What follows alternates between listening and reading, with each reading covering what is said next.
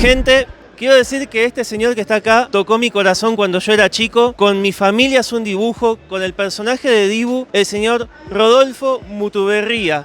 Rodolfo, ¿cómo le va? Bien, muy bien. ¿Qué tal? Un gusto conocerte. Por favor, el gusto y honor es mío, porque de verdad usted alegraba tanto mis tardes como las de mi hermano viendo Mi familia es un dibujo.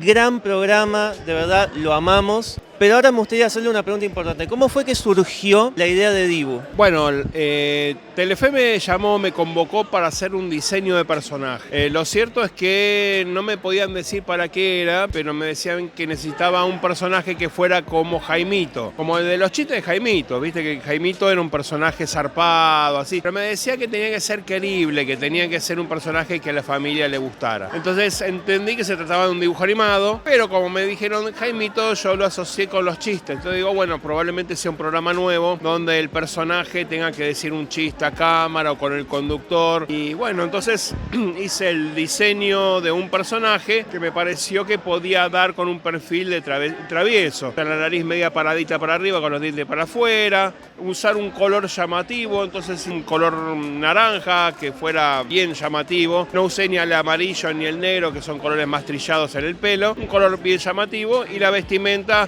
roja y azul y eso, ¿no? Zapatillas grandes para compensar el tamaño de la cabeza y yo creo que quedó lindo así como lo presenté. No sabía para qué era, hasta el último minuto no me decían nada, entonces casi me muero muerto, porque imagínate lo que era.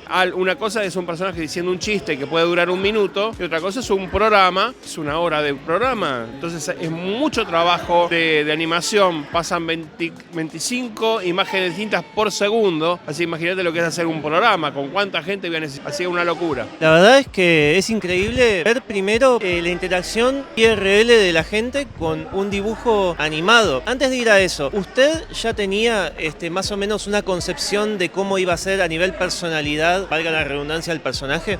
Sí, sabía que iba a ser travieso, pero no sabía, una cosa es el diseño del personaje y lo otro depende del guión. Mi familia es un dibujo, es una creación de alguien dentro del canal. Propusieron a Ricardo Rodríguez y Ricardo Dalesnik hacer un guión y después estaba Cecilia Gisper, que era la actriz que siempre le dio la voz a Dibu, y entonces todo dependía con qué tono y con qué entonación iba ella a hablar como Dibu para después nosotros animarlo en consecuencia. Entonces la personalidad del personaje la fue creando Cecilia Gisper en la forma en cómo hablaba y cómo se dirigía Dibu a los padres, al abuelo y al resto de la familia. Entonces en función de eso nosotros vamos generando los gestos, las expresiones, la forma de moverse, la forma de hablar, la forma de pararse, los modos, los modismos. Y también la forma en la que personajes de carne y hueso interactuaban por ahí físicamente con Dibu. La interacción. En ese momento lo más fresco para esa época era Roger Rabbit y era Space Jam, pero eso era cine, pero no hubo una experiencia anterior en televisión. Entonces fue la primera vez que en televisión en el mundo se hizo la interrelación entre un live action y un dibujo animado. Entonces tuvimos que aprender trabajando. Y después cuando sumaron al personaje femenino, por así decirlo, ¿cómo se llamaba? Que no me acuerdo. Buji, la hermanita. Exacto, Buji. Ahí es como que fue mucho más trabajo todavía. Sí, imagínate si ya con un personaje teníamos un montón de trabajo, imagínate lo que eran dos personajes en escena. La realidad es que éramos un equipo grande, un equipo importante, 40 dibujantes en acción. Al principio el piloto sí, lo hice yo con 2 asistentes más, pero después ya cuando había que empezar a trabajar con el programa, tenía que supervisar muchas cosas, así que pude animar muy poquitas tomas realmente porque no tenía tiempo, tenía que estar controlando las grabaciones para que los actores no aplastaran el personaje, para que pudieran ver bien al personaje, para que pudieran interactuar bien con el personaje y aparte los efectos especiales, que son las puertas que se abren solas, que después la va a abrir el personaje, o cuando el personaje sale corriendo y van saltando el florero con las flores por el aire, y bueno, todas esas cosas había que pautarlas antes. Entonces, y las cámaras también, porque las cámaras tenían que encuadrar un personaje que no, cuando sale corriendo, que salta en el aire y hay que seguirlo con la cámara. Entonces había que estudiar todo eso. Y ya me llevaba bastante tiempo ir al canal para poder visualizar esas cosas, hasta hasta que ya,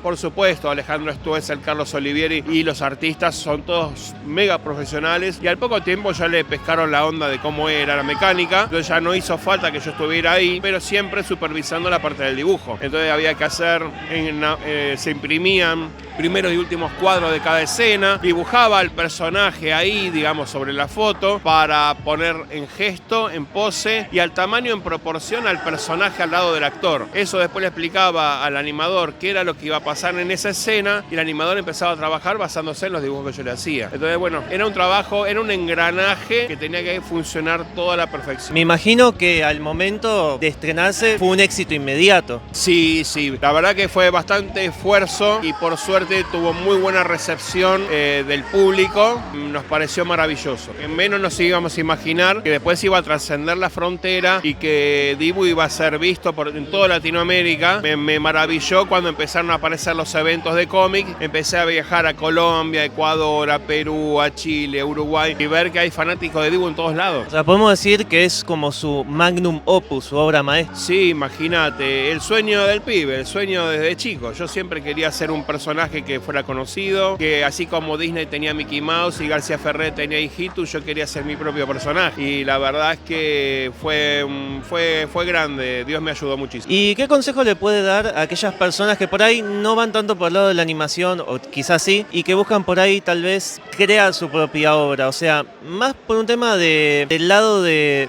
lo que es la parte de crearla, o sea, del guión, de crear los personajes, porque a veces yo también dibujo, yo empecé hace unos pocos años, estoy más o menos intentando escribir algo, pero veo que es un tanto complejo. Para esa gente, ¿qué consejo puede darle? Mira, nunca el camino está allanado, siempre te vas a encontrar con obstáculos, pero esos obstáculos son los que te hacen más fuerte. O sea, nunca tenés que aflojar a una idea y nunca dejarte frustrar cuando te pasan cosas que de repente te hacen frenar un poco ese impulso que vos tenés. Por el contrario, tenés que pelear por lo que a vos te gusta, porque si vos no haces lo que a vos te gusta, vas a estar forzado a hacer cosas que no es lo que vos querés hacer. Y si vos tenés algo y tu destino es que seas escritor, lo vas a conseguir, pero tenés que trabajar mucho sobre eso. Perfecto. Y para terminar, como le pregunto a todo el mundo, yo imagino que, bueno, obviamente yo entiendo que Dibu es su más grande tesoro. Pero ahora, si hablamos a nivel coleccionables, me imagino que usted coleccionará algo, además de seguramente todo el hermoso merch y todo su hermoso talento plasmado de forma física. ¿Qué es lo que usted colecciona y cuál es ese único tesoro que usted dice, además de Dibu, que se lleva consigo hasta el último día de su vida?